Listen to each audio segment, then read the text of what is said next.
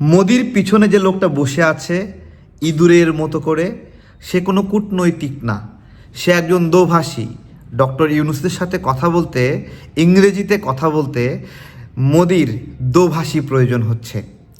ভারতের দুর্ভাগ্য, বাংলাদেশ এমন একটা সময় এমন একজন নেতা পেয়েছে যেই সময় ভারতের নেতা তার আশেপাশেও অতটুকু না, 100 ভাগের 1 ভাগ যোগ্যতাও রাখে না।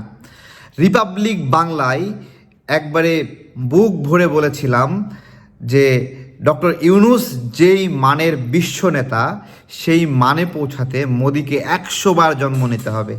তখন রিপাবলিক বাংলার ময়ূখের মুখটা ফিউজ হয়ে গিয়েছিল।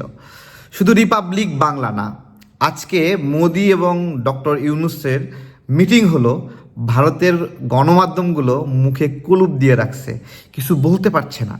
আসলে কি আলোচনা হয়েছে আজকে যে বিষয়গুলো আলোচনা হয়েছে, সীমান্তে নাগরিক হত্যা নিয়ে আলোচনা হয়েছে।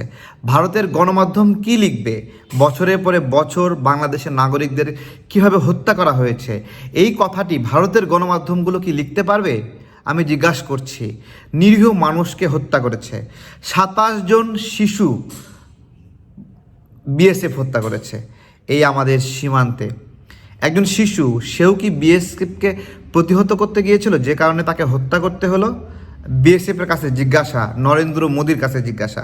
এই তথ্যগুলো আমরা বারবার প্রধান উপদেষ্টাকে দিচ্ছিলাম, মেইল করছিলাম, জানাচ্ছিলাম। আমাদের যখন মিটিং হচ্ছিল তখন পরিসংখ্যানগুলো তুলে ধরেছিলাম যে আমাদের গত 16 বছরে 1000-এর উপর বাংলাদেশি নাগরিক হত্যা হয়েছে, যার ডকুমেন্ট হয়েছে মাত্র 600-র মতো, বাকিগুলো আনডকুমেন্টেড। এবং বেশিরভাগ মৃত্যুর ক্ষেত্রে জানাজা নামাজও পড়া হয়নি। তড়িঘড়ি করে শেখ হাসিনার সময়ে পুলিশ আমাদের এই সীমান্তে নিহত নাগরিকদেরকে মাটি চাপা দিত।